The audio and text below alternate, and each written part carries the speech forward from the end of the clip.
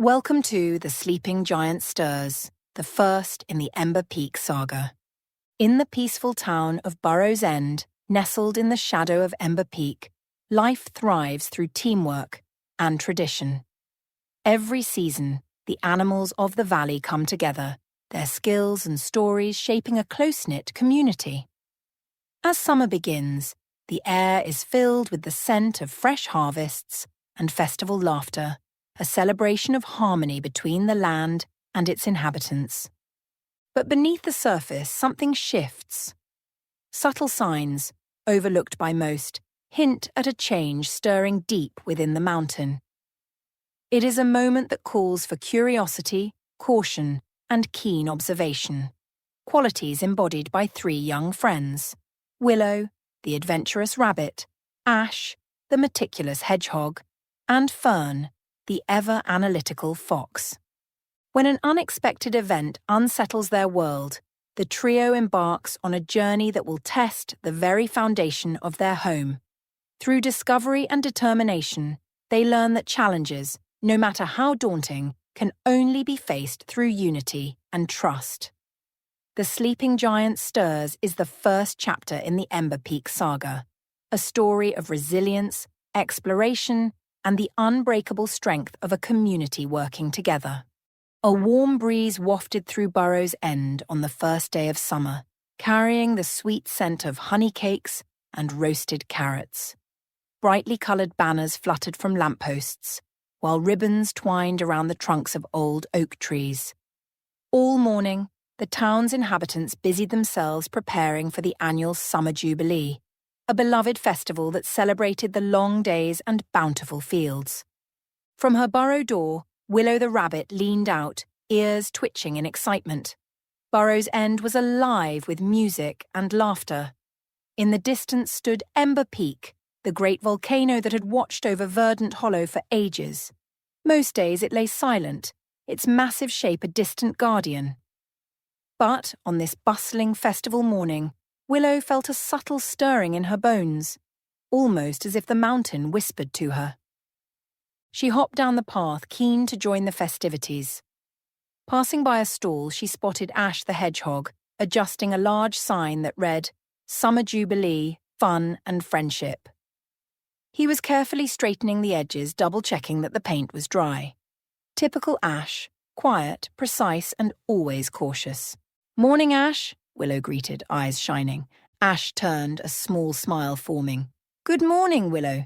Everything's set for the day, though I noticed some of the stall poles aren't as sturdy as I'd like. I'll have to recheck them soon." She chuckled gently. "Always the careful one, aren't you?" "Well, better safe than sorry," he murmured, glancing up. "Looks like a perfect day for a festival. Let's hope it stays that way." Nearby, Fern the fox knelt by a patch of wildflowers, a small notepad in paw. She studied the blossoms, occasionally scribbling observations about the soil's pH or the humidity. Ever the analyst, Fern saw the world through scientific curiosity. Willow waved at her. "You're up early too, Fern." Fern looked over, adjusting her spectacles. "Yes, these local daisies seem more vibrant this year. Possibly the mild spring contributed. I want to record data before the festival crowds arrive." The three of them, Willow, Ash, and Fern, were long-time friends, having grown up exploring Burrow's End's fields and hills. Though different in temperament, they balanced each other well.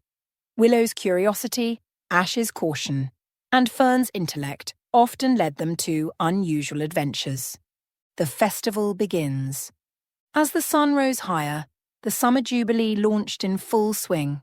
Stalls brimmed with fresh produce, juicy berries, sweet apples, crunchy vegetables.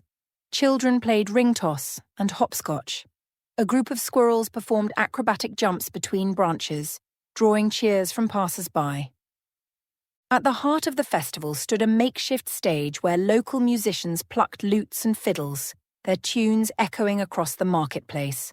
Elder Maple, the wise old owl who presided over the town, perched on a decorative post, greeting families and ensuring everyone felt welcome. Willow wove through the crowd, thrilled by the festive mood. Every corner of the square glistened with bright colours, Paper lanterns dangled overhead, the aroma of spiced pastries entwined with the laughter of neighbours catching up after a busy planting season. For a moment, all worries about farmland yield or Ember Peak's distant silhouette vanished in pure merriment. A subtle quiver. Yet Willow couldn't shake a strange feeling.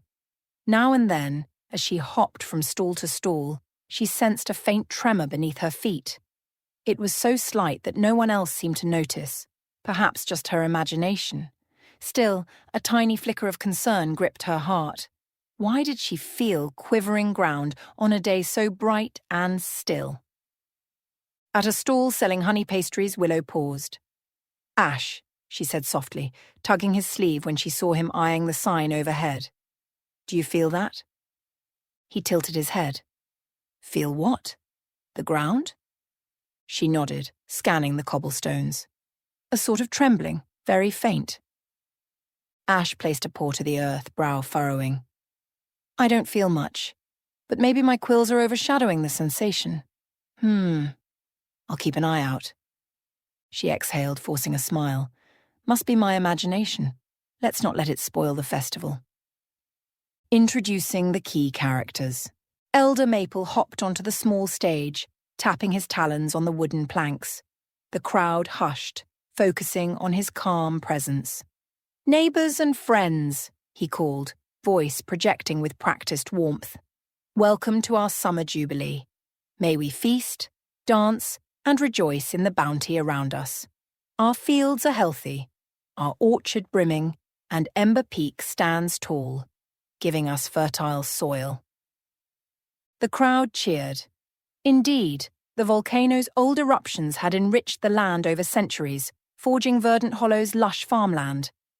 Though Ember Peak was sometimes restless, it had not erupted in living memory. The biggest threats were occasional mild quakes or venting steam, nothing so dire as to overshadow daily life. Willow, Ash, and Fern listened from the side of the stage, each reacting differently.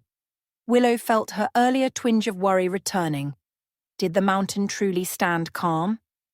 Ash scanned the festival area, ensuring no sign or stall threatened to topple. Fern scribbled a note about crowd size, marvelling at how interconnected the town was. Festival highlights. As the day progressed, the festival's highlights unfolded. A borough bake-off, where local bakers showcased breads and pies. Judges raved about the sweet carrot tarts, awarding first prize to a hedgehog mother who used a secret orchard honey glaze. A lively foot race around the central fountain, with a young squirrel named Flick outrunning older hares to a surprising victory.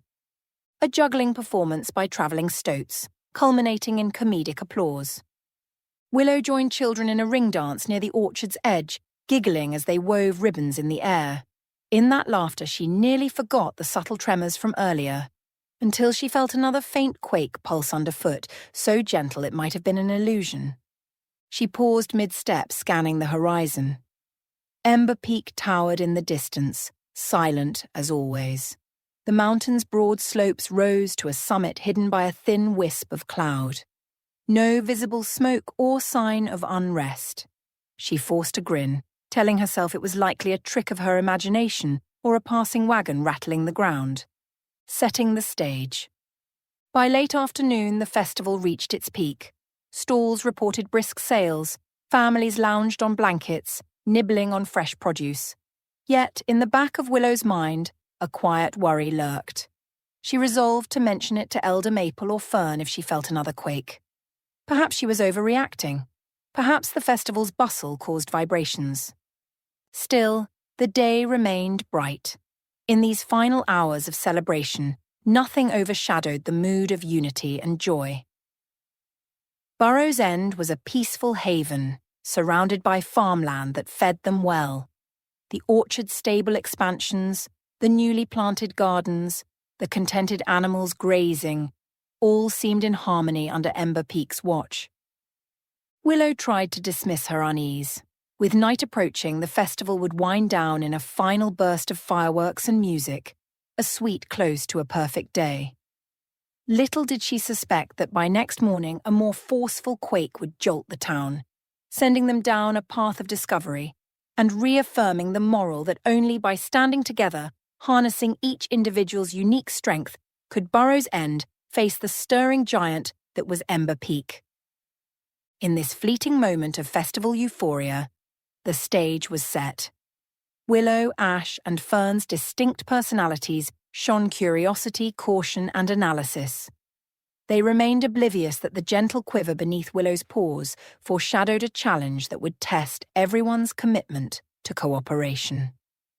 The sleeping giant, Ember Peak, was indeed stirring.